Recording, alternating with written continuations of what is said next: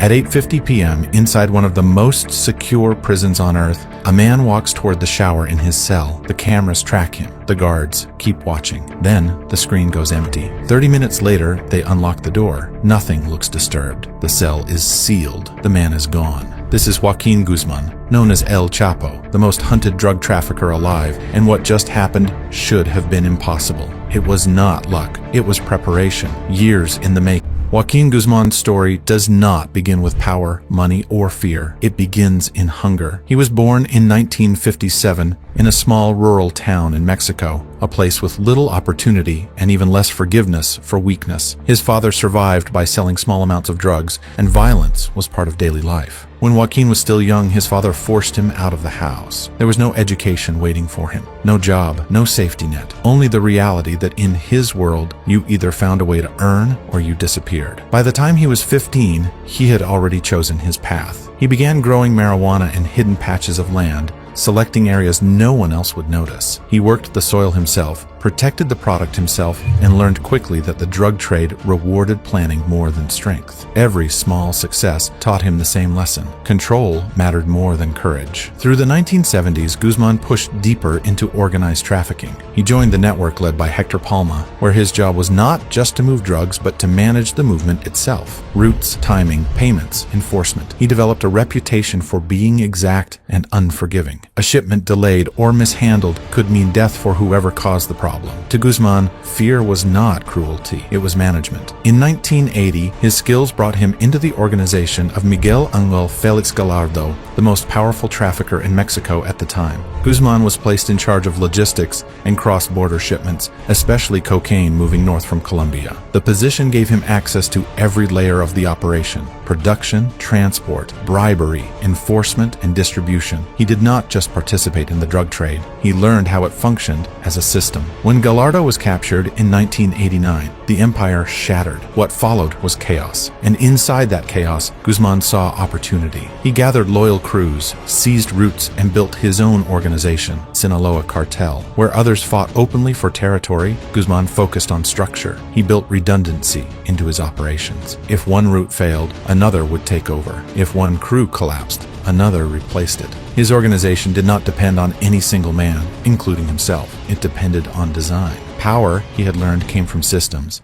With the Sinaloa cartel under his control, Guzman shifted focus from simple smuggling to innovation. The streets were predictable. Authorities knew the usual methods: cars, suitcases, small containers. To stay ahead, he needed something no one else had: a way to move vast amounts of drugs without detection. At first, he experimented with hiding cocaine in objects that dogs and scanners could not detect: fire extinguishers, chili cans, even car rims. But these methods were limited and risky. He needed a bigger solution, something permanent. That solution came underground. By the early 1990s, Guzman began constructing tunnels. Not just holes in the ground, but sophisticated passageways with electricity, ventilation, and escape routes. The first tunnel stretched 300 feet from Mexico into a safe house, allowing him to move drugs while keeping a low profile. Each tunnel was carefully planned: entrances disguised under bathroom floors, exits hidden in unsuspecting buildings. Otay Mesa, a border town in California, became his base for tunnel operations. Its location was perfect, close to transport hubs, industrial areas with constant noise to mask digging, and soft soil that made construction easier. Guzman invested millions, hiring engineers and workers who could operate under strict secrecy. By 2013, his tunnels were so advanced that even ground-penetrating radar often failed to detect them. The Sinaloa cartel earned a new nickname: the Kings of the Tunnels. Through these tunnels, Guzman moved cocaine, methamphetamine, heroin, and other drugs into the United States with unprecedented efficiency. But tunnels were not just for smuggling, they were for survival. Each one doubled as an escape route, a private artery connecting him to the outside world no one could touch. While law enforcement chased leads above ground, he could vanish below it. By combining engineering, geography, and logistics, Guzman had created more than a cartel. He had created an empire built on invisibility, a system where every shipment, every movement, and every escape was calculated. In his hands, the Mexican drug trade became a well-oiled machine, and he became untouchable.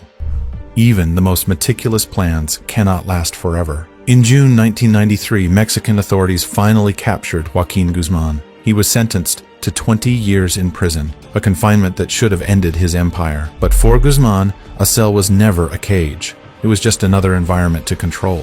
From behind bars, he continued to manage his operations with astonishing precision. Meetings were arranged in secret, communications flowed through trusted intermediaries, and guards who could be persuaded were paid handsomely to turn a blind eye. Rules were bent, schedules adjusted, and the Sinaloa cartel's work carried on uninterrupted, as if he were still free.